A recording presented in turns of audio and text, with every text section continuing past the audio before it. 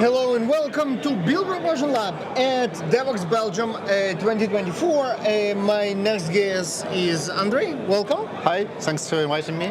Thank you for being here. And Andrei, you are in what used to be called Pivotal, and nowadays it's called Broadcom Tanzu, I guess. There was BMW Tanzu in between, and now it's BMW Tanzu by Broadcom. Yeah. VMware Tanzu by Broadcom, which is actually Pivotal. It's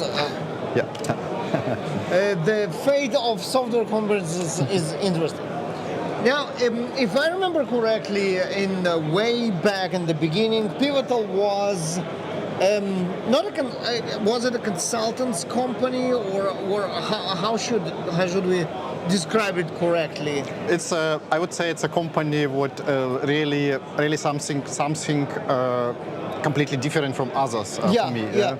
Because I cannot say it's a consulting company. They build, of course, they build on own product. Yes. You know, definitely Cloud Foundry, RabbitMQ, and of course the Spring Boot, the most contribution common from Pivotal at that time.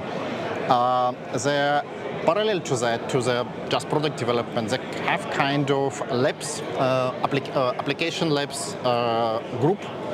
And the idea of these labs kind of to enable the customer to use not only Pivotal project but go forward with the applications. Why I think it's unique, the task or the main difference of Pivotal labs is that consultants or engineering of labs don't stay in with the customer for a long time. The project's really short. So it could be even 2 weeks, 4 weeks, 8 weeks. I think the longest project I have is 2 months, so it's 8 weeks. Not a lot of time. Yeah? First of all, it's great, right? Because you do the exciting stuff, and then you leave them to deal with all the legacy and stuff, and bugs and what's not.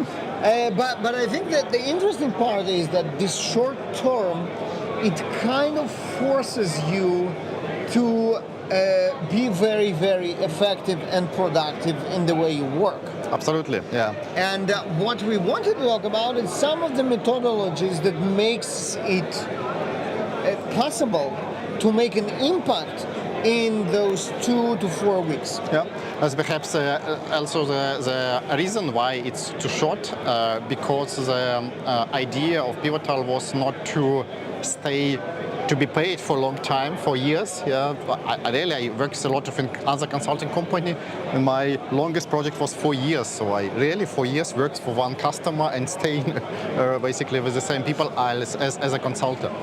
Idea of the Pivotal to enable, of course, need to provide some deliveries as well, but also very important part of the consulting work to enable the team to coach the customer team in a way that the team could work without Pivotal engineering later on.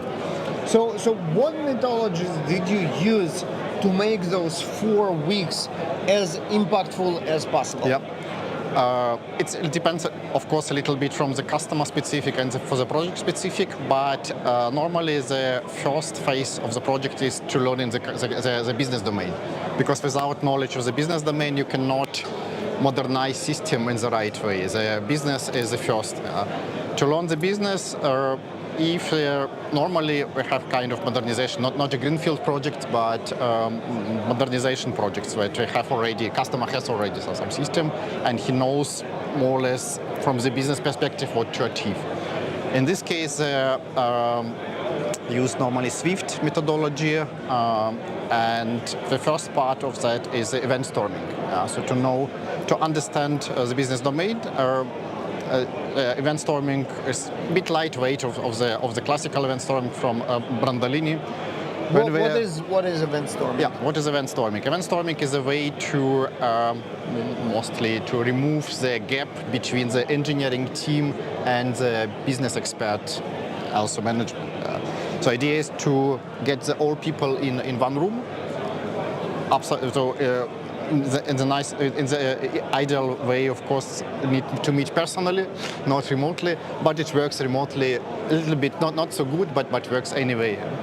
and just model the business processes in sense of events. So in the first, just put all business relevant events on the desk. The important that we participate as engineering team from the customer, business expert, product owners, stakeholders. So all relevant people need to be there, and the question that we have in this discussion need to be answered. And in the first step, all business relevant events are just pinned on the board. After that, the events will be sorted a little bit. In the timeline, duplicates are removed. And the next is really, as an external system, of course, we are working normally not in vacuum. We have communication, interaction with some other departments or system that we have not our control on. And the next step is very interesting. We try to find a little bit the bounded context in DDD, so subdomains. The system has some independent parts that different team could be working on. And that will be your start of the mapping of the microservices. Exactly. Yeah. So it could be not one-to-one, but at least it's a good step to detect the bounded context in the customer. Sometimes customer expected the system should be splitted and microservice should resolve all the problem, but we see it's just one bounded context, makes absolutely no sense to split it. Then you just don't do it. The smart way to go about microservices is only do it when it makes sense. Okay, excellent. So we mapped the business domain, and we also the architecture starts to emerge from the event storming, and we start to understand the different mechanics that is going on between the components. Exactly. Okay, we understand what happens from the business perspective, or at least model it. We have the ubiquitous languages. We can name the things in the same way from the business perspective and from the engineering perspective. And then obviously it gives the... Later on we even name the variables and classes in this way to avoid some misunderstanding, because naming is hard. It happens, the naming is very hard. Okay, absolutely. all right, so what's next? The next step, we drive draws a kind of a design diagram. Have an interesting name, spider diagram, Boris diagram. It's really, if you see some architectural relation between the components, it really looks like a spider. A lot of connections in between. And the inventor of the Swift is really like there is a song, Spider Boris. Therefore it has a name. Of the Boris diagram. In this diagram, we already depict a little bit how the system should look like, with a sense of microservices, components, external system, communication, is it synchronous, asynchronous, if some topics or subscriptions is necessary, some APIs which we exposed internally or externally for other system, and at the end it describes step by step how the workflows work and prepare the backlog items for the first iteration or the first two iterations. Iterations normally very short, because we have only 2 weeks. Only 1 week, and in the end of iteration, very important, we have a demo. Ideally that the stakeholders and business experts come in and see our progress. And see something that is working. Yes. Okay. Yes. So now, after you kind of have this architecture and you start writing code, are there any methodologies there that can be very effective, both in producing this MVP that you are going to show to stakeholders, but also leave the team in the state that they will continue to work on this product when you leave? Absolutely. So Pivotal Labs and later on Tensor Labs use 100% test-driven development approach and 100% pair programming. Even worse, on the first days, normally we have kind of mobbing programming where we're sitting 5, 6, 7, 8 people in one group and write, and all the groups, all the people write the same code. This is Wow. a bit strange. Yeah, It is. So why do you do that? Want it to be more effective to actually write different pieces of code? Yeah, absolutely. So as a first question, what especially manager ask, I have 8 people, I can sit, so everybody could sit on their laptop and write the piece of code, and integrate it, and it works. Yeah. But there are some things in pair programming what I really like. The first is concentration. If you in pair, you cannot really even read the mails. It's difficult. Of course, there's other side that it's very hard to work for a long time in pair programming, and it's very important to make breaks after 45 minutes of work. We need this. Basically, what you're saying that you discipline each other when you sit together. Yes, absolutely, absolutely. The second, we work as a team, bigger team or smaller team. We have the same goal. Pair programming is not kind of competition. So I shouldn't show that I better as my partner. Very important, we work on the same problem. We would like to solve it, and we support each other. Even if one person has a little bit lower knowledge about language or lower skills, or is junior programmer, doesn't matter. We learn from each other, and we have a common goal. And if you compare this process with pull request reviewing, do you ever review a pull request, and your pull request was reviewed? Oh, of course.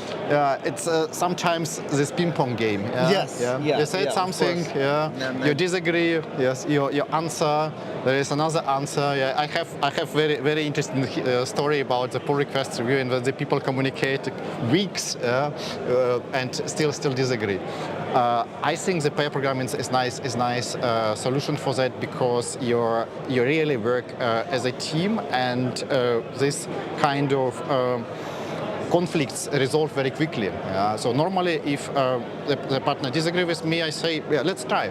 Why not? Let's try your way. And since you are anyway working on it, you can just go ahead and do it. Absolutely, And normally it's resolved very quickly. So in next half an hour, clear that one solution is better. You have your answer. Yes. And this basically is safer time. It's not wasted time. It's a safer. Pair programming is really safer time, because that's a little bit counterintuitive, but also very exciting. Andrei, thank you very much. That was very interesting. And when you look at this kind of a commando team and learn how they do stuff, maybe not everything you can start and implement tomorrow in your team, but at least you have an ideal of what to move towards to make your methodologies more effective. My recommendation: just start small. Let's try to do it not for the whole day. Let's do it in 1 hour, for example, write tests together, or implement a small feature, or fix the bug together, analyze the logs and fix the bugs and write a test for these bugs. And then if you really see that it works effectively, you can scale it for the bigger issues, bigger tasks. I love it. Thank you very much for sharing. Thank you very much for coming for the Build Version Lab at DevOps Belgium 2024. We have much more interviews coming, so you